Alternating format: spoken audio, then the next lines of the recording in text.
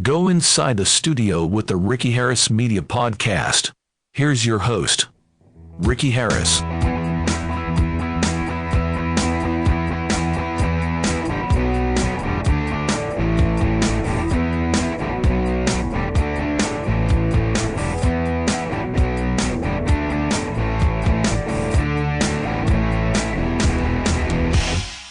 Welcome back, episode 8. This is the Ricky Harris Media Podcast, and like the announcer said, I'm your host, Ricky Harris. Thanks, everybody, for checking us out.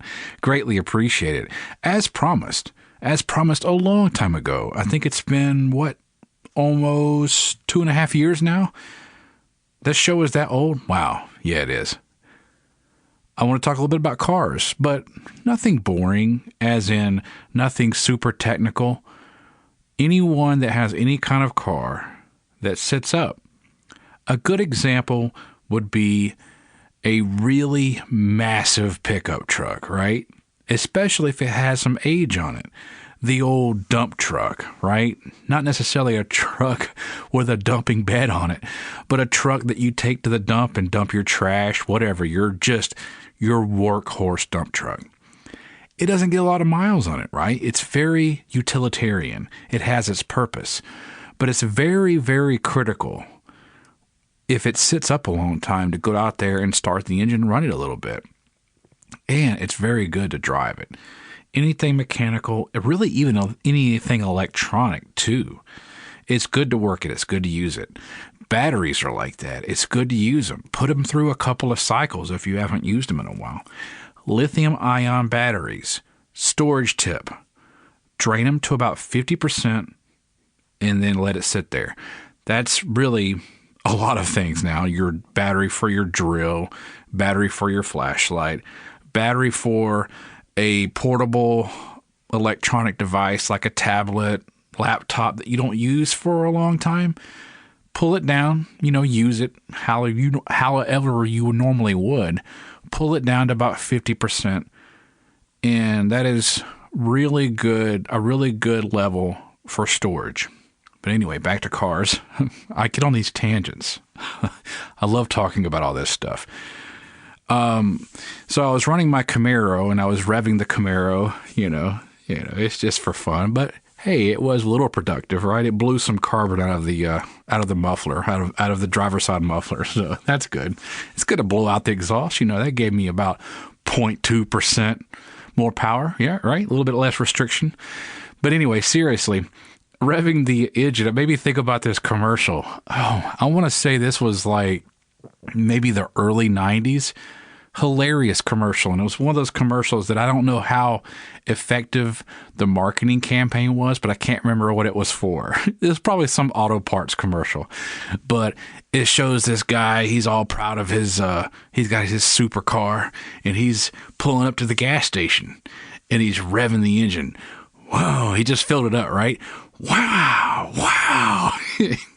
And it shows a shot of the fuel gauge. And each time he revs it, it goes down like a third, right? Whoa. And it runs out of gas. And then he's all embarrassed.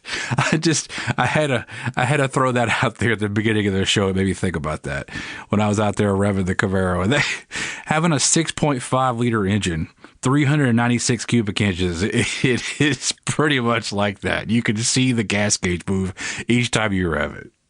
It made me think about that. It's too funny. Some of these commercials, the writing of it is absolutely brilliant. It's just comedy gold. Speaking of commercials, I want to talk a little bit more about what I've been up to. You've heard it on, I believe it was a couple episodes ago. You heard the cold open. That was an actual take from a commercial shoot. Now, when I say commercial, it was a spec ad. A spec ad is a very interesting animal. A spec ad is basically a demonstration of everyone on set's skills and abilities. And really, what it really boils down to a big bulk of it, is how well the group assembles and works together. And wow, it was beautiful. We had awesome teamwork on this last shoot. So I want to play the audio clip from this commercial. It's a Puma ad, but it's a Spec Ad. If you want to know a little bit more about Spec Ads and, the technical aspects and the creative aspects of it, just Google that phrase, Spec Ad, as in specification advertisement. Check out the audio, and I was the audio mixer, and I tracked on-set audio for this Spec Ad. Here it is.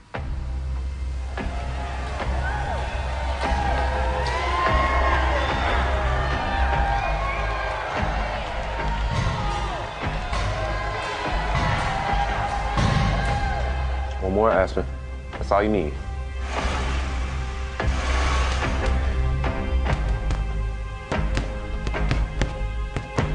Come on, man. You hit harder than that in high school.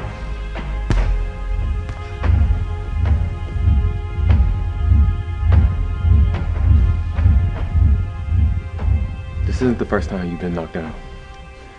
It won't be the last time you get back up.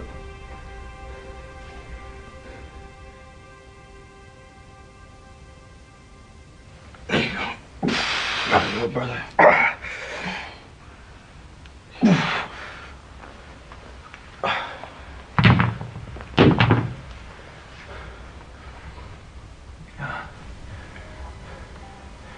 Can't keep doing this, Malcolm. I'm not the same anymore. You're more. Every time you step in this place, you prove it to yourself and you prove it to me. Just one more rep, Aspen. That's how we win.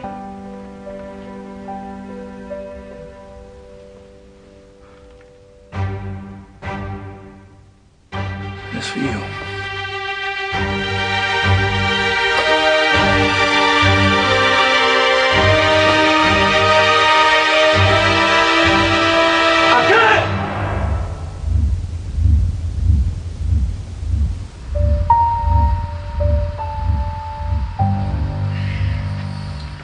So I love this aspect of doing this podcast because I will discover things on accident. And it's not so much on accident. I already knew this ahead of time. But when you put it out there in practice and you hear it with your own ears, that's very important with doing audio, is listening and trusting what you hear. I really like the sound of these solid state preamps on this field audio recorder now that I have an ultra clean microphone going into it. So I'm going to stick with that. That's why I'll have the setup now. I'm in the studio, but really the setup is very, very simple. I have my mic on the boom arm, and I have the wire connected into a mic lead, which is going directly into the field audio recorder, and I have phantom power turned on. Ricky, what is phantom power? Are you asking that? That is an interesting animal, and I will get into more details on that coming up in more shows. But I want to give you a really basic understanding, try to get you to have a basic understanding of what phantom power is. Phantom power is a brilliant design that allows you to power microphones that require power. That would be condensers and sometimes active dynamic microphones that have a built-in amplifier that requires power. It is nice because you can power these microphones remotely through the mic lead. So the same mic lead XLR connection that provides audio to your interface, your field audio recorder, your camcorder, your camera, your cinema camera, whatever you're using to record that audio, it can also send power back the other way, backwards into the mic and power it. Phantom power is very nice, but like anything with convenience, it must be respected, right? If you are using ribbon microphones are very popular. They were really popular in the very early days of recording, but they still are. They have a really smooth response, especially when recording electric guitar and really vocals too. But ribbons do not require, well, not completely, but most of the time they don't require phantom power. And actually, some of them can be damaged by phantom power. You always want to assume that they can be damaged by phantom power. So always take that into consideration. A good rule of thumb is leave phantom power off on your mixing board, on your interface, on your field audio recorder, on your camcorder, until you know exactly what microphone you're dealing with. And also, make sure the microphone is connected. And that's a good rule of thumb of electronics anyway.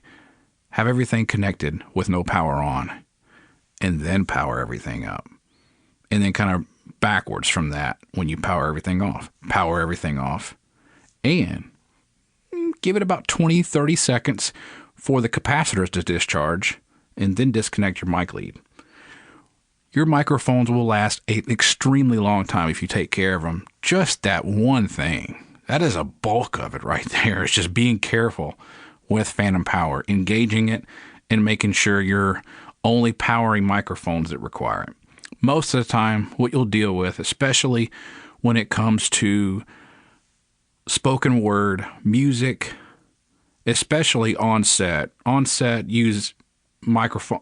A lot of microphones are condensers, and also the lavaliers are, in a sense, a condenser. It's actually technically an electric mic, but it works the same way. So you'll be dealing with a lot of condensers, but don't assume that you have a condenser, because sometimes the production may call for a dynamic microphone, which I explain in other former episodes of this podcast, where dynamic microphones can really be your friend too. Microphones are very, very application specific, as kind of audio is in general, right? Audio production. It's like, what do I use? Well, it depends, right? That can get frustrating hearing that sometimes, I know. But it's very important to get that in your head, application specific, when dealing with any of this stuff and dealing with gear selection. And it'll make your life a lot easier going forward. So I do want to take a moment to talk a little bit more about my history of how I become so interested in this. And it basically kind of boils down to I've always been fascinated with creating things. And I was really drawn to videography and photography in an early stage because my dad did that as side work. And he was shooting on film. And he showed me the basics of film, and I was fascinated by it. I love that, being able to capture something, and that's what you're doing. And it not necessarily has to be capturing a real moment. It can be fictional. A good example of that is I was really big into stop motion photography. I think at the time I didn't really know what it was because I was a kid, I don't know, like 7, 8 years old. I didn't know exactly what it was, but I knew how to make it because me watching all these movie magic shows. I think that was one of the shows, Movie Magic. Have you seen that show? It's an awesome show. I'm sure it's available streaming somewhere, probably on YouTube, probably right here on YouTube, like this show is. But stop motion photography, I use Legos. And again, back to being fascinated with creating things. I would create things. I would create machines, create cars, create scenes with Legos. And then I would use my camcorder, which I got when I was 9 years old. And it had the ability to do time-lapse. Time-lapse was a good way to make stop-motion photography very straightforward. But the way its mode worked is you would start it up and it would run, it would record 1 second of video every minute. So that's pretty good time lapse for recording a sunrise, sunset. And I did some of that, and that was really cool. One of my favorite effects is, you'll see this a lot in film, is the clouds flying by and all the shadows flying by. That's time lapse. But time-lapse, that mode can also be used to do stop-motion photography. Now, with modern cameras, all that stuff is a lot more flexible. That's a good way to make it where it hits the same time every time, and it's a little more automatic. You know, boom, take a picture, move everything, boom, take a picture. Now, in the motion picture days, you really were just taking a picture. You would just expose one frame, expose one frame. Now, when you think about this, playing this back, and a lot of cartoons were done this way back then too. Almost all cartoons were done like this. You would take and expose a single frame of film. That is running through at 24 pictures per second. So you can think about how time consuming and tedious that was. But when you're done and you play it back, you have what normally would be just a bunch of static Legos that are just there, not really doing anything, and you bring it to life with stop motion photography. That's what probably I was thinking a lot about this. Self-reflection. I'm like, well, actually, my fascination goes back, it predates the camcorder, really, because I would make these little sets with Legos, and then I would light it. And then when I got the camera, then I'm like, wow, now I have a way of actually recording this. And I'm pretty sure my dad it was the one that taught me about stop motion photography, because I was kind of explaining to him what I wanted to do. I was like, I kind of want to make this a scene, but I don't want to make it like a puppet show, you know, where I have all these wires that, you know, it was standard definition VHS video, still high enough resolution where you're going to see the fishing line, right? I didn't want to do that. You always see the fishing line. So some of you that have shot on 8mm, right? Motion picture 8mm, not Super 8, just regular old 8mm. You can still see the fishing line. So I was like, I want this to look more realistic. And he's like, well, I think what you're trying to do is stop motion photography. And we put our heads together, and I was like, oh, this is cool. You got this little animation. You've got this scene. And I definitely want to get back into that. You know, I haven't really done that since I was, 9 or 10 years old. I want to get back into that. And, you know, in the digital age, it would be a lot less tedious to do. And again, like I talk a lot of, it's an ongoing theme on this show. The digital technology that we have at our disposal really does lessen the load on you, the load on your mind, really. So your creative mind can wander a little more. And sometimes that can get a little scary, right? But a lot of times make some really awesome stuff, write some really awesome stuff, and come up with some really good creative ideas.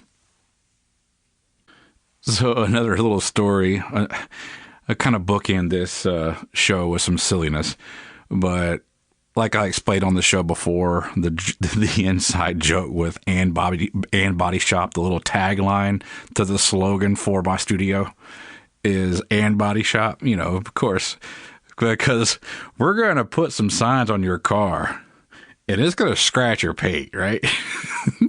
But we also have a body shop, very coincidentally. So we'll be able to fix that up real quick. And then Ivan was like playing the part of a really angry customer. He was like, ugh. I don't want to say you guys suck, but something fishy is going on here. So my wife was showing me a video of this cat. And I hope that you have seen this, and if you have not, just Google cat poking holes in bike tires with claws.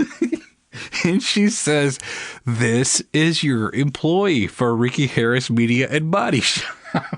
I was like, yes, there we go. So come on by Ricky Harris Media and Body Shop and do a little recording. You got your bike out there, right? Oh, it was a nice day. Oh, it was a gorgeous day up until it rained today. Yeah, ride the bike on over. Come on. And then our new employees out there poking holes in your tires. The video, you can hear it going, it cat's just clawing the tire. I was like, oh my God. The whole time they were looking for a human. Who poked holes in my tires?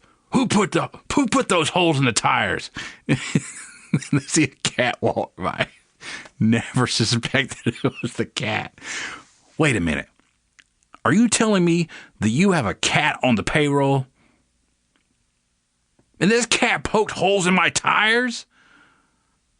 What is this? Well, sir, this is Ricky Harris Media and Body Shop. So stupid. I could not believe that. It was like a bunch of bikes in the bike rack, and the cat was like, ooh, psst, I got that one. Psst, just a little demon. All right, that's going to do it for this episode of Ricky Harris Media and Body Shop Podcast. If you want to make a comment, if you have a question about production, I've been in production, been fascinated with production, as you can see, a very long time. Since I was about 8 or 9 years old. I love creating anything. I'm a big car fan too. I love cars. I love race cars. I love anything mechanical, electronic, electromechanical, digital, computer controlled, completely mechanical. I'm a machine nut. So if you want to talk about any of that, if you want to come on the show, just reach out to me. The best way to do is probably anymore is just leave a comment at the bottom of the video on YouTube. The videos are up on my YouTube, which is Ricky Harris Media, and you can follow me on Twitter. It's Ricky Radio. See you guys and gals next time. Later. Bye.